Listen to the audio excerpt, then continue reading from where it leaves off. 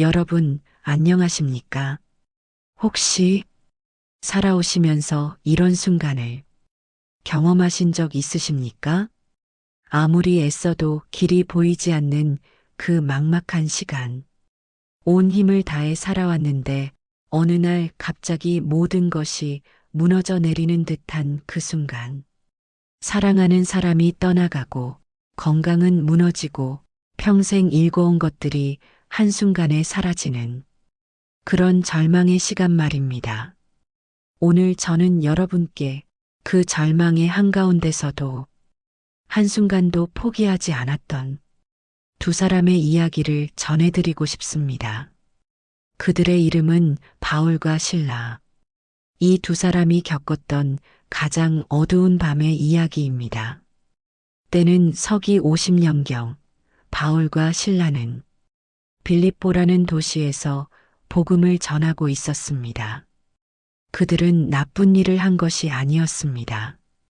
오히려 한 젊은 여종을 귀신의 고통에서 해방시켜 주었지요.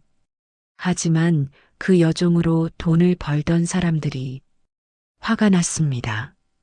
자신들의 이익이 사라졌기 때문입니다. 그들은 바울과 실라를 거짓으로 고발했고 성난 군중들이 그들을 에워쌌습니다. 그리고 옷이 찢겼습니다. 채찍이 등을 후려쳤습니다. 한 대, 두 대, 세 대. 로마의 매질은 가혹하기로 유명했습니다. 가죽 채찍 끝에는 날카로운 뼈 조각이나 쇠붙이가 박혀 있어서 한 번 맞을 때마다 살이 찢어지고 피가 흘렀습니다. 여러분, 상상해 보십시오. 선한 일을 하다가 억울하게 매를 맞는 그 고통을, 아무런 죄도 없이 사람들 앞에서 치욕을 당하는 그 수치를, 그것도 한두 대가 아니라 수없이 많은 매를 맞았습니다. 그리고 그들은 감옥에 던져졌습니다. 그것도 가장 안쪽 깊은 곳, 빛 한 줄기 들어오지 않는 지하 감옥이었습니다. 발에는 착고가 채워졌습니다. 두 발이 넓게 벌어지도록 나무에 고정시키는 고문 도구였지요. 조금만 움직여도 온몸에 통증이 왔습니다.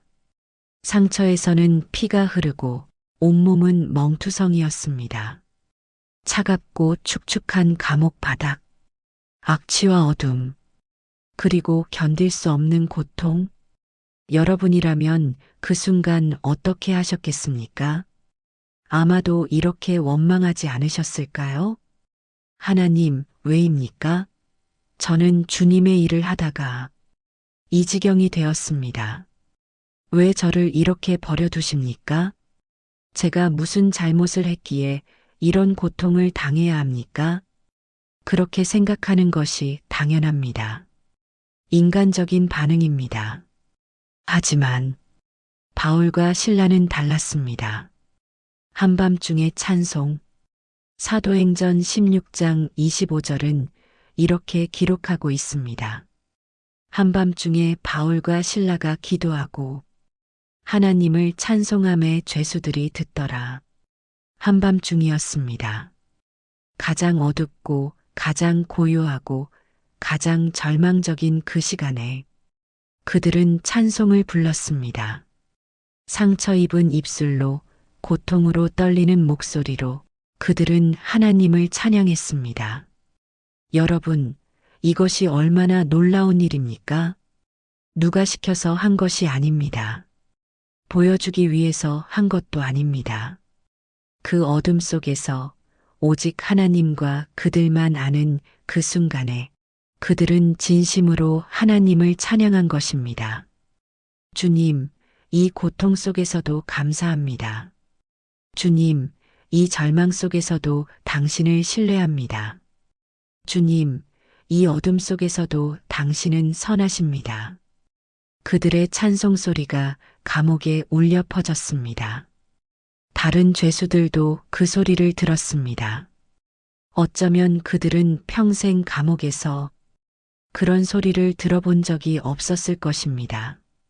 저주와 신음, 절망의 울음소리만 가득하던 그곳에 찬송이 울려 퍼진 것입니다.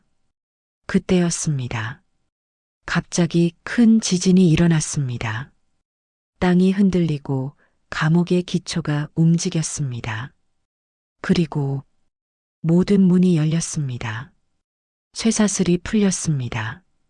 착고가 벗겨졌습니다. 여러분, 이것은 우연이 아니었습니다.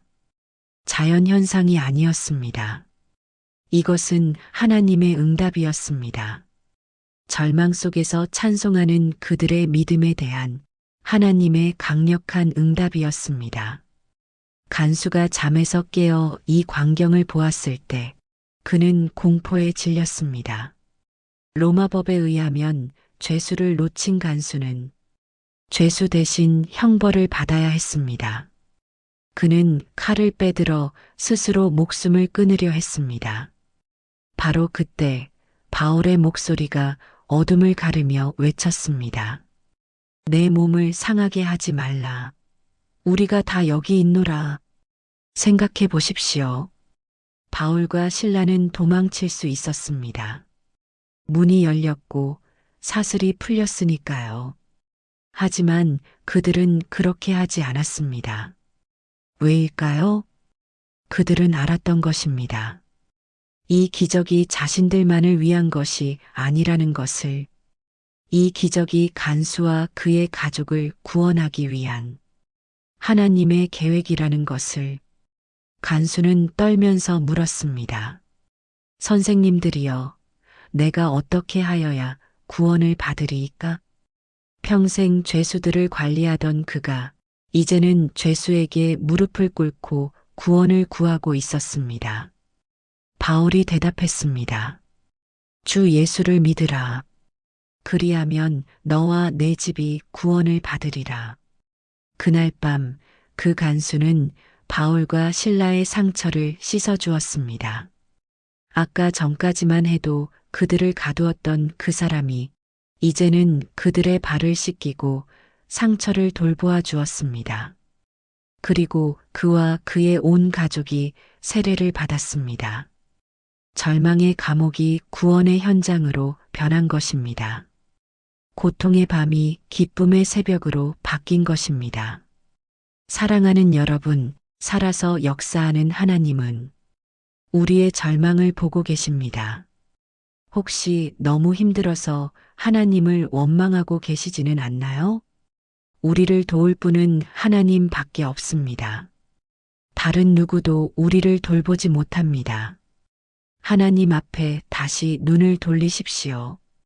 바울과 실라가 그 어둠 속에서 혼자가 아니었듯이 지금 어떤 고통을 겪고 계시든 어떤 어둠을 지나고 계시든 하나님은 여러분을 보고 계십니다. 찬송은 상황이 좋을 때만 하는 것이 아닙니다. 오히려 가장 어려울 때, 가장 힘들 때, 그때 드리는 찬송이 하나님의 마음을 가장 크게 움직입니다. 주님, 이해할 수 없지만 감사합니다. 주님, 보이지 않지만 신뢰합니다. 이것이 진정한 믿음입니다. 우리의 고난은 우리만을 위한 것이 아닐 수 있습니다. 바울과 실라의 고난이 간수 가족의 구원으로 이어졌듯이 여러분의 고난도 누군가의 축복이 될 수 있습니다. 여러분이 고통 속에서도 포기하지 않는 모습, 절망 속에서도 하나님을 찬양하는 모습이 누군가에게는 가장 큰 복음이 될 수 있습니다.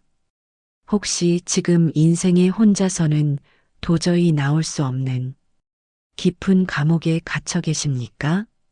질병의 감옥, 외로움의 감옥, 경제적 어려움의 감옥, 관계의 상처로 인한 감옥. 그 어둠 속에서도 찬송할 수 있는 용기를 가지시기 바랍니다. 여러분의 찬송이 들릴 때 하나님은 움직이십니다. 여러분의 믿음이 고백될 때 기적의 문이 열립니다. 바울과 실라의 이야기는 2000년 전의 이야기가 아닙니다. 오늘 여기 여러분의 이야기가 될 수 있습니다. 어둠이 가장 깊을 때 새벽이 가장 가깝습니다. 고통이 가장 클 때 하나님의 기적이 가장 가까이 있습니다. 포기하지 마십시오. 절망하지 마십시오. 그 자리에서, 지금 그 자리에서 찬송하십시오. 하나님은 여러분의 찬송을 기다리고 계십니다. 그리고 반드시 여러분을 위한 문을 여실 것입니다. 여러분 모두 하나님의 평강과 위로가 함께 하시기를 간절히 기도합니다. 감사합니다.